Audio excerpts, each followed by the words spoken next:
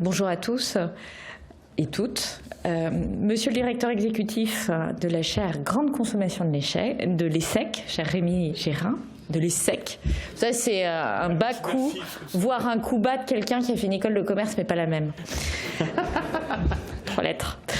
Mesdames et messieurs, chers étudiants, quand j'étais étudiante comme vous en école de commerce, donc, il y a quelques années déjà, pour être exact, il y a 25 ans, on rêvait d'aller faire sa carrière à New York ou à Londres. C'était plutôt vers la finance ou le marketing. Et puis certains, probablement un peu les plus rêveurs, allaient chercher du sens dans le service public. Aujourd'hui, ce que veulent les étudiants en école de commerce, et c'est ce que nous disent les enquêtes, c'est d'abord du sens et un engagement. Et puis après, on peut discuter sur l'entreprise, l'organisation, éventuellement une association.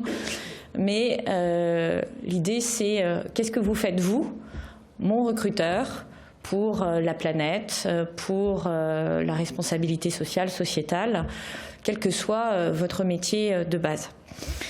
Et ce changement, il est très prégnant, et l'entreprise pour laquelle vous rêvez, semble-t-il, de travailler, elle doit être engagée pour la société, pour l'environnement, elle lutte contre les inégalités et le réchauffement climatique.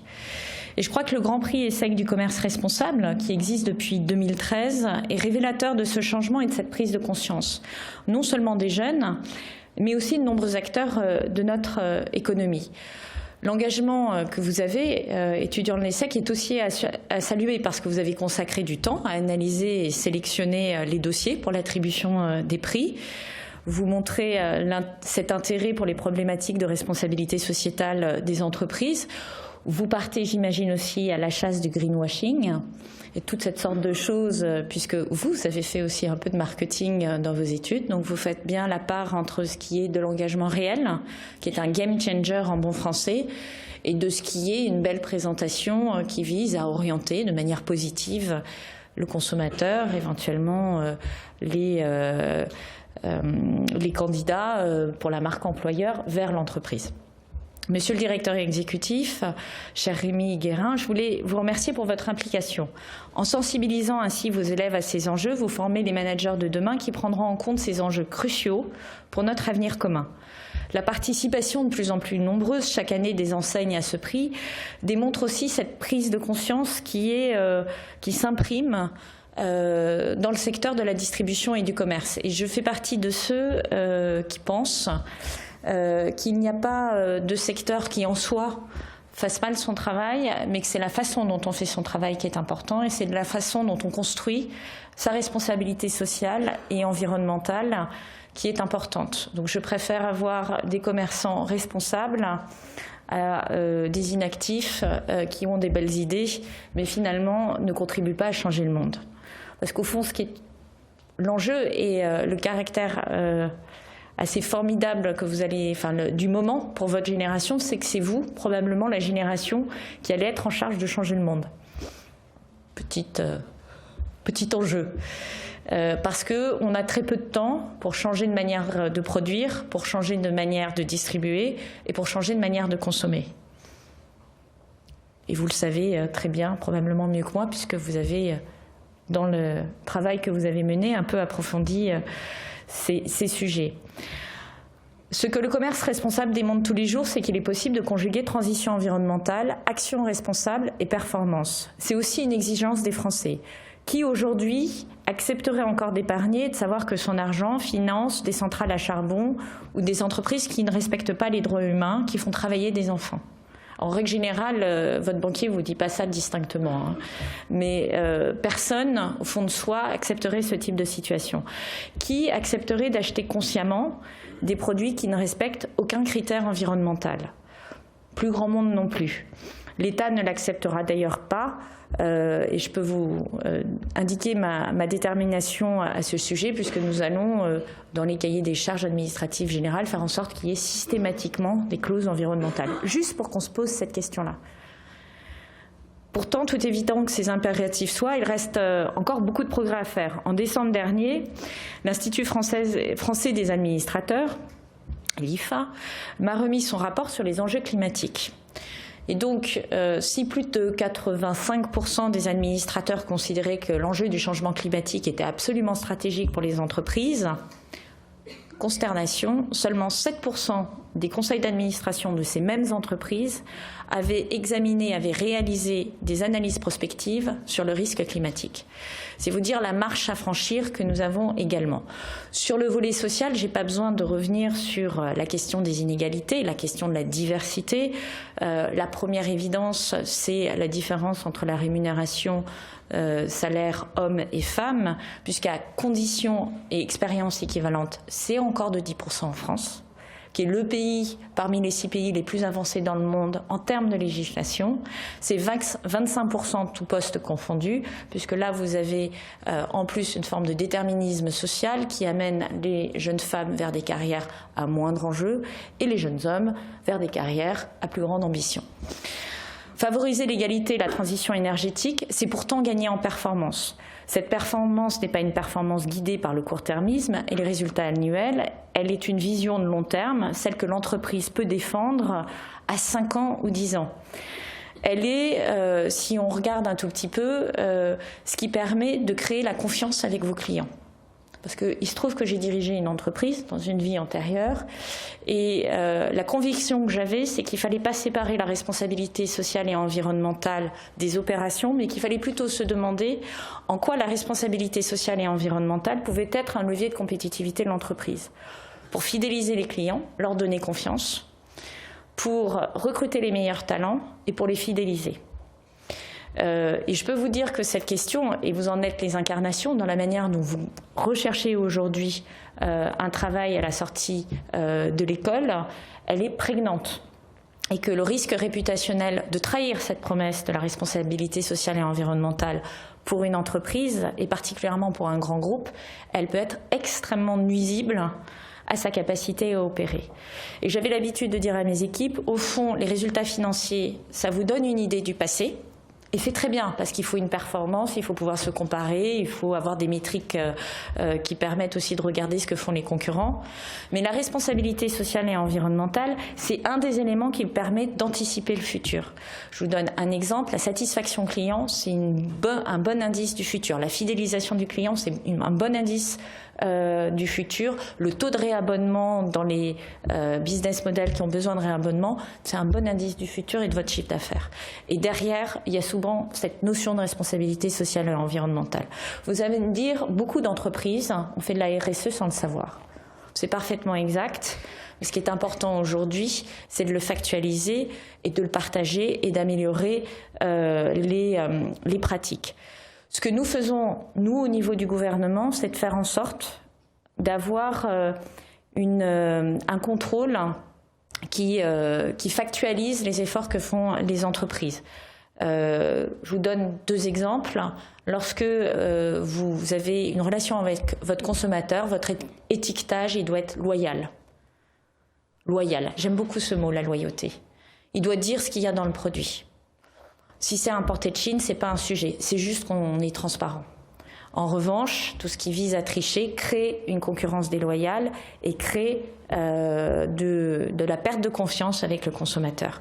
Et une direction comme la Direction générale de la concurrence, de la consommation et de la répression des fraudes, son travail, c'est justement de faire en sorte que cette confiance ne soit pas entamée par quelques entreprises qui ne jouent pas le jeu et qui jettent le discrédit sur les entreprises qui jouent le jeu. Un autre exemple, c'est les délais de paiement.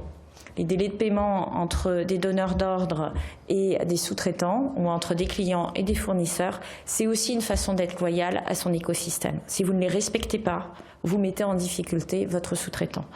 Et devinez quoi ? Eh bien, en fait, c'est souvent des PME qui sont mises en difficulté et souvent le donneur d'ordre est plutôt une entreprise de taille plus importante. Et donc là aussi, on retrouve cette question de la responsabilité. Donc on va au-delà de la responsabilité sociale et environnementale, mais au fond, la responsabilité, pour reprendre ce que disait le philosophe Hans Jonas, je me sens un peu obligée de revenir à mon passé académique, c'est agir de façon à ce que les effets de son action soient compatibles avec la permanence d'une vie authentiquement humaine, c'est-à-dire dans le respect de la planète, des individus et du droit. Et je pense que c'est une très belle définition parce que presque tout y est. Alors, avec le gouvernement, nous avons engagé une action globale en faveur de la RSE. Nous agissons auprès des entreprises pour favoriser la diffusion d'une véritable culture environnementale et sociétale. Vous avez mentionné la loi Pacte. Dans la loi Pacte, on a fait quelque chose de très fort. On a modifié le code civil, l'article qui crée non, c'est le code des sociétés, on a mis code civil, ouais. Et qui prévoit que dans l'objet social, une entreprise doit prendre en considération les enjeux sociaux et environnementaux de leur activité. Ça, c'est la base, c'est incontournable. Prendre en considération. Le deuxième niveau, c'est vous pouvez vous donner une raison d'être. Une raison d'être, ça doit être quelque chose qui aligne l'entreprise. Il ne s'agit pas de faire un plaquage de responsabilité sociale et environnementale pour faire chic, comme à un moment il y avait les valeurs de l'entreprise et on glosait au sommet de l'entreprise sur confiance, dialogue, engagement, et puis le management n'était pas tout à fait à la hauteur de ces valeurs. Là, le sujet, c'est vraiment de se dire qu'est-ce qui est propre à l'entreprise et qui fait qu'elle a vocation à rester et qu'elle apporte sa pierre à la construction du monde. En anglais, vous avez le concept de Massive Transformation Purpose, notamment dans les startups. En quoi je vais changer le monde? Pourquoi je veux changer le monde? Et je pense que c'est une très jolie thématique. Et puis le troisième niveau, si vous êtes très très engagé, c'est l'entreprise à mission, qui est une nouveauté, et qui est une nouveauté au regard de la façon dont on considère le capitalisme, qui est très forte. On assume un capitalisme patient qui construit une performance, parce que la performance elle est toujours au cœur de l'entreprise, mais une performance avec un écosystème, des parties prenantes, des salariés, des sous-traitants, des communautés de manière large, là où on est installé, et une attention aux consommateurs et une attention au long terme et à son empreinte environnementale. Nous avons également mis en place un index de parité ainsi qu'un ratio d'équité qui sont appliqués dans les entreprises françaises. Parce qu'il y a aussi un sujet de base, si vous voulez traiter un sujet, il faut le rendre visible. Et là, vous rendez les choses visibles. Je vous donne un exemple sur cet index de parité, ce ratio d'équité. Lorsque vous le publiez, vous avez certains groupes qui s'aperçoivent qu'ils ne sont pas aussi bien qu'ils ne le pensaient. Pourtant, ils ont fait beaucoup de travail, etc. Mais ça fait ressortir certaines vérités que parfois on a tendance à minorer dans des conversations de comité exécutif. Je pense aussi qu'il faut se servir de la commande publique, je l'ai dit, auprès des entreprises comme d'un levier, qu'il s'agisse par exemple de clauses relatives à l'insertion des travailleurs en difficulté, de travailleurs handicapés, ou encore de clauses relatives à la gestion des emballages. Vous voyez, c'est très simple. Vous êtes un acheteur public, vous avez une prestation de nettoyage ou de restauration et vous dites 15% des horaires sur cette prestation, ça devrait être des personnels éloignés de l'emploi qui le prennent parce qu'on sait organiser ça. Et ça change tout. Ou de dire, lorsque j'achète des consommables au ministère des Finances, je dois me préoccuper du cycle de vie du produit et des consommables. Parce qu'au fond, j'ai aussi une responsabilité et je ne dois pas être juste un acteur qui attend des entreprises de faire énormément d'efforts et qui, en tant qu'acheteur, prend le prix le plus bas et pas nécessairement les entreprises qui ont fait ces efforts. Nous agissons aussi auprès de nos concitoyens pour leur faire prendre conscience qu'ils ont un véritable pouvoir en matière de consommation responsable. Au fond, aujourd'hui, vous êtes citoyen, vous avez un bulletin de vote, vous êtes consommateur, vous avez votre panier, et dans la manière dont vous remplissez votre panier, qu'il soit virtuel ou dans le magasin, vous posez un acte et vous posez un acte citoyen. Si vous choisissez de consommer bio, de consommer en regardant les emballages, de consommer, pas forcément bio d'ailleurs, mais de l'agriculture raisonnée, de consommer des producteurs français, vous posez un acte. Et je pense qu'il est important de se poser la question de cet acte-là et de se dire à quel moment j'échange les 5 t-shirts à 5 € fabriqués au Bangladesh dans des conditions sociales et environnementales douteuses contre un seul à 20 € qui durera peut-être un peu plus longtemps et qui aura été fabriqué en Europe ou en France avec une certaine idée de la responsabilité sociale et environnementale. Et ça, c'est l'avantage, c'est que le vote, c'est à peu près tous les ans cette année, enfin à partir de maintenant. la consommation, c'est tous les jours. Et donc, pour prendre conscience, il faut aussi améliorer le rapport du consommateur au produit, c'est-à-dire fortement améliorer la transparence de l'étiquetage. Nous le faisons sur des sujets extrêmement divers. Je regarde Grégory Besson-Moreau qui est très motivé sur ces sujets-là, député. C'est les pays d'origine du miel, c'est l'origine des viandes utilisées dans les restaurants également, la pérennisation du dispositif d'étiquetage de viande et du lait en tant qu'ingrédient.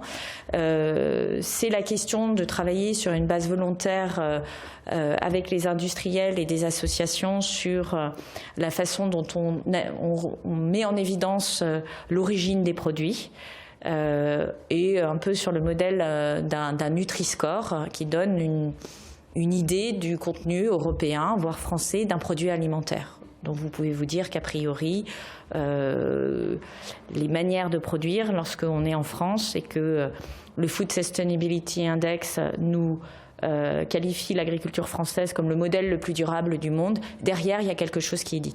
Je veux juste m'arrêter ici parce que je parle beaucoup de fabriquer en France. L'idée n'est pas d'être dans le protectionnisme. Le fabriquer en Allemagne, le fabriquer en Espagne, le fabriquer au Portugal a beaucoup de valeur. Simplement, c'est d'être dans une transparence et dans le fait de visualiser et d'éduquer le consommateur au sens de lui donner les moyens de faire son choix en conscience. Et de temps en temps, on a le droit de craquer sur un t-shirt du Bangladesh. Non, mais je le dis parce que simplement, c'est juste de mesurer le pouvoir que vous avez en tant que consommateur et le pouvoir que vont prendre ces consommateurs par rapport à l'entreprise. Et ça, c'est très intéressant. Si nous pouvons orienter nos concitoyens en amont de la consommation, il faut aussi les guider en aval.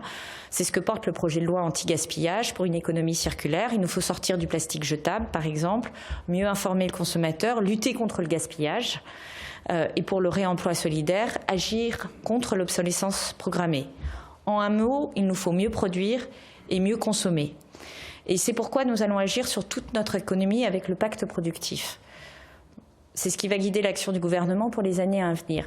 L'idée que nous avons, depuis un an, on travaille sur comment essayer de dessiner l'économie de demain de 2025, votre économie de 2030, en ayant 3 objectifs. Comment on est en plein emploi ? Comment on est au rendez-vous des objectifs de transition écologique et énergétique que nous nous devons, c'est-à-dire quand on dit 2040, moins 50% d'empreinte carbone, on fait comment en vrai? Et comment on est aussi, on conserve une position de leader dans les grandes économies productives. Parce qu'une manière de réduire notre empreinte carbone, c'est de ne plus rien produire. Mais c'est une manière qui coûte des points de vie, et on l'a vu récemment, puisque en France, l'industrie a réduit de 40% son empreinte carbone ces 20 dernières années. L'appareil productif en général a réduit de 20% son empreinte carbone, si je rajoute la mobilité, les constructions, etc., ces 20 dernières années. Simplement, les Français ont consommé 11% de plus d'émissions carbone au sens large. Pourquoi ? Parce qu'on a importé plus. Et on a importé des produits qui venaient d'économies qui ne respectaient pas les règles du jeu qu'on s'était données. Donc c'est de ça qu'il est question. La première des mesures prévues par ce pacte est donc la décarbonation complète de notre économie à horizon 2050. Ça se joue aussi au niveau européen. C'est pour ça qu'on se bat pour avoir des mécanismes d'inclusion carbone au niveau européen, c'est-à-dire l'idée que quand une marchandise rentre en Europe, eh ben, il y a un petit signal prix, vous avez fait ça en économie, on paye sa tonne carbone, de façon à remettre les choses à niveau. C'est pour ça aussi qu'on fait une revue de nos garanties du Trésor à l'exportation, en disant c'est bien d'avoir des paroles fortes, c'est encore mieux d'avoir des actes forts, et c'est un peu compliqué de continuer à financer des projets d'exportation sur du charbon. Donc ça, c'est sorti, on l'a arrêté, c'est maintenant dans la loi. Ça ne l'était pas avant, contrairement à ce qu'on entend. Mais il faut aller plus loin, on en est conscient. Et l'idée, là aussi, c'est d'être mieux-disant. Mieux-disant que d'autres projets qui pourraient être proposés, puisque à l'exportation, La question, c'est contre qui vous êtes en compétition et quelle est la valeur de votre projet. Et notre enjeu, c'est d'être compétitif dans l'absolu, mais surtout d'avoir une valeur environnementale qui soit supérieure au projet de nos concurrents potentiels. C'est une façon de tracer une économie extrêmement compétitive, puisqu'on peut penser que cette transition, elle va être embrassée par beaucoup de pays dans le monde et que les maturités sont assez diverses. J'indique juste un point, moi, qui m'a frappé. J'étais à Houston en début d'année. Les États-Unis, dont nous connaissons l'engagement du président par rapport à l'accord de Paris, respectent leur trajectoire, semble-t-il, par rapport à l'accord de Paris et sont très fortement engagés, lorsque vous regardez les acteurs de terrain, les entreprises, dans la transition écologique. Donc, attention à ne pas être trop dans les paroles, soyons beaucoup dans les actes. La responsabilité, c'est maintenant que ça se joue et elle suppose d'être extrêmement rigoureux dans la manière dont on le fait. Donc pour boucler, ce que vous faites aujourd'hui, c'est une façon de monter le niveau de jeu collectif. Il faut qu'on continue. C'est aussi une façon, au regard de la génération que vous êtes, d'être responsable à votre égard, mais c'est bientôt vous qui allez prendre le volant et vous allez voir, c'est pas si facile. Mais je compte sur vous. Merci beaucoup. Bon, merci. Merci beaucoup. À bientôt. À bientôt.